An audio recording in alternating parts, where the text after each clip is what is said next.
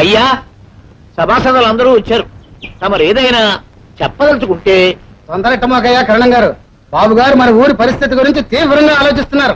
అవును, మరి ఊరంతరికి దేవుళ్ళాంటి బాబు గారికి ఎన్ని సమస్యలుంటాయో. హిందూ దేశం లాంటి ఈ ఊరిని ఒక్క త్రాటి మీద నడపడం అంటే సామాన్యమైన రాజకీయం అండి. అబ్బా ఊరుకోండయ్యా, ప్రతి ఓడు మాట్లాడేస్తాడు. మన పార్లమెంట్ రూల్ ఏంటి? అడిగిన దానికి అడిగినోడు జవాబు చెప్పాల. ఆ మటుగా అడ్డం పడిపోయి ప్రతి ఓడు మాట్లాడేస్తుంటే ఆడి కథ గేట్ లేని రైలు పట్టాల మీద ఫినిష్ అయిపోతుంది. అయ్యో ఏమైందమ్మా? ఏమొచ్చింది తల్లి? మరేమో నాగయ్య మామిడి తోటలోకి వెళ్ళి చెట్టు ఎక్కి మామిడికాయలు కోసుకుంటుంటే నాగయ్య వచ్చి చెట్టు దిగమని పెద్ద గేరుగా తిట్టాడు. ఎవరు? నాగేగాడు, ఆ నంగిరి పింగిరి గాడు నిన్ను గేరుగా తిడతాడా? గొప్పగా నన్ను అక్కడి నుంచి తరిమేశాడు. నిన్ను తరివేశాడా? కరణం, అయ్యా, ఇదెవరు? తమ అమ్మాయి గారండి. అమ్మాయి గారిని నాగయ్య గేరుగా తిట్టొచ్చా? ఎరగా ఏంటండి, మామూలుగా కూడా తిట్టకూడదు. మరి ఎందుకు తిట్టినట్టు? కొవ్వెక్కండి. ఎందుకు కొవ్వెక్కినట్టు? మాట్లాడవే. వాడిని చెప్తామండి. అలాగే. గన్నం అయ్యా, బండ అయ్యా, రండి. గన్నం, నువ్వు మీటింగ్ నడుపు. చిట్టు తల్లి, నువ్వు లోపలికి లోపలికి. ఆ కొమ్మ దూపరా.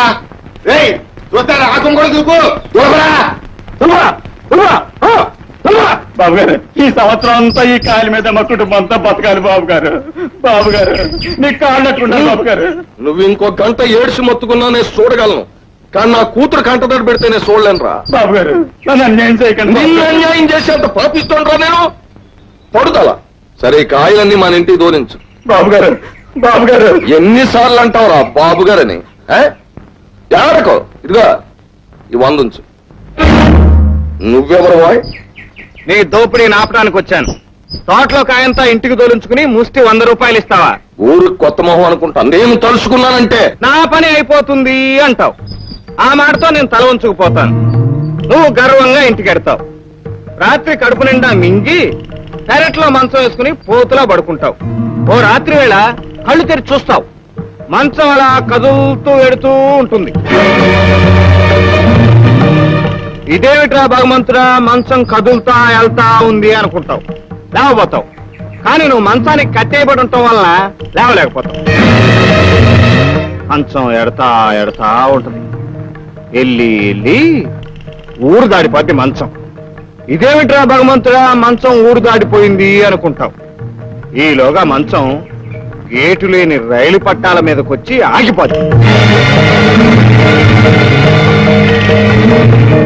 ఇదేమిట్రా భగవంతుడా, మంచం ఇక్కడికొచ్చాగింది అనుకుంటాం. ఈలోగా రైలు వచ్చేస్తా ఉంటుంది. వచ్చేస్తాంది. వచ్చేసింది. అట్టా రైలు నిన్ను పచ్చడి పచ్చడి చేసి వెళ్ళిపోద్ది. తెల్లారాక ఊళ్ళో వాళ్ళంతా ఘోరమైన ప్రమాదం జరిగిపోయింది, పాపారావు బాబు గారు పోయారు అనుకుంటారు.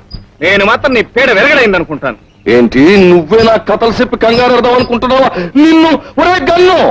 అయ్యా,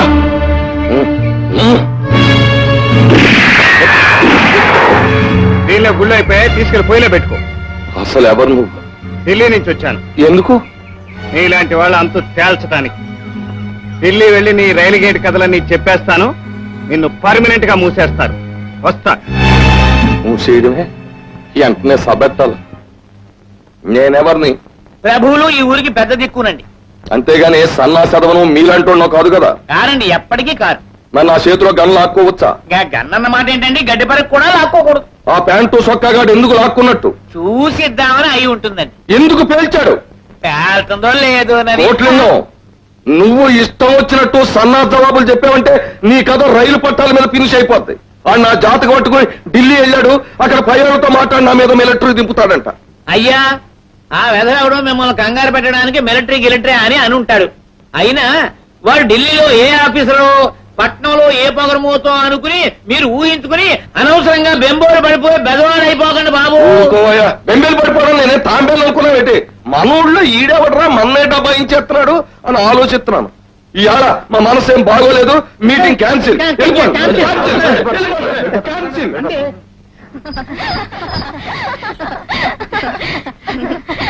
ఏమి సుబ్బులు, ఇవి కొత్త గిత్తలు అనుకుంటాను. అవునే, మొన్ననే మండపేట సంతలో కొన్నాడు. గిత్తలు కూడా మహా సోగ్గా ఉన్నాయి. ఓ షికారేద్దామేంటి? బండి మనకి ఇవ్వడానికి ఒప్పుకోవడమనే అని అడిగేదేంటి? ఎక్కేసి లాగించాడు. పదలే రావే. ఎక్కడే తొందరగా. అమ్మాయి గారు నా బయట భవిష్యత్తులు బెదిరిపోతే దీపండమా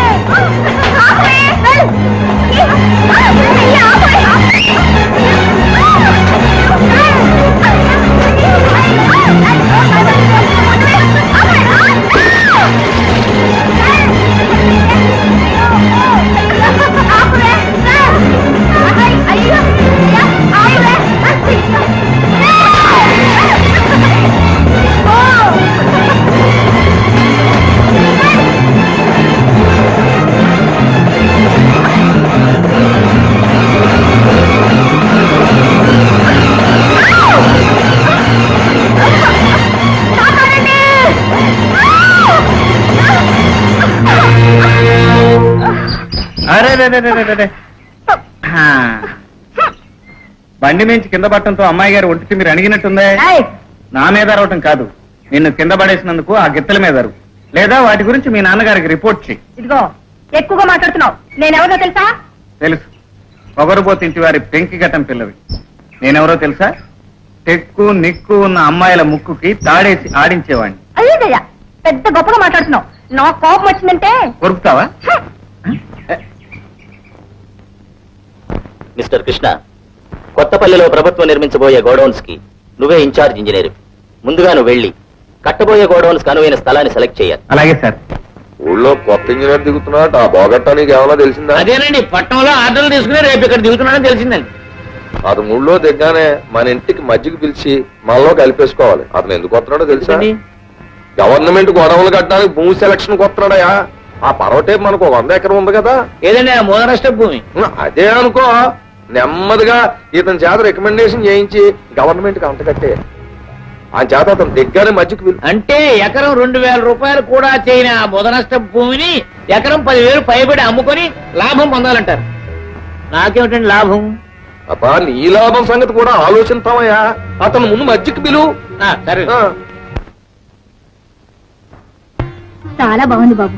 కృష్ణ, నేను ఆశించినట్టు నువ్వు ఇంజనీర్ ఈ ఊరికి రావడం నాకు చాలా ఆనందంగా ఉంది. అమ్మా, త్వరలోనే చెల్లెలకి రాజా లాంటి సంబంధం చూసి. ఏం పద్మ, రాజా కావాలా చక్రవర్తి కావాలా?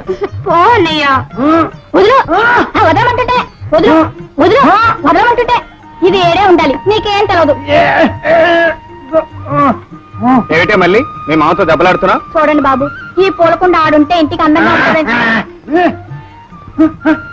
ఏరా రావుడు, ఇది అక్కడ ఉంటే బాగుండదా? అన్ని నీకే తెలిసట్టు. ఇది ఆడుంటేనే ఇంటికి అందం. ఒసేయ్, ఇద్దరు ఇల్లు సర్దడానికి సాయపడతామని వచ్చి మీరు గొడవ పెట్టుకుంటున్నారా? ఆడానమ్మా, నేను చెప్పిన మాట వినకుండా. కాదు నువ్వే. మళ్ళీ గొడవ ఎందుకే? వాడు చెప్పినట్టు దీన్ని ఇక్కడే ఉంచి నువ్వు చెప్పిన చోట మరో పోలకుండే పెట్టొచ్చుగా. బాబు కృష్ణ, వీళ్ళిద్దరి మధ్య ఈ తగాదాలు తీరాలంటే వాడి చేత దానికి 3 ముళ్ళు వేయించేయాలరా.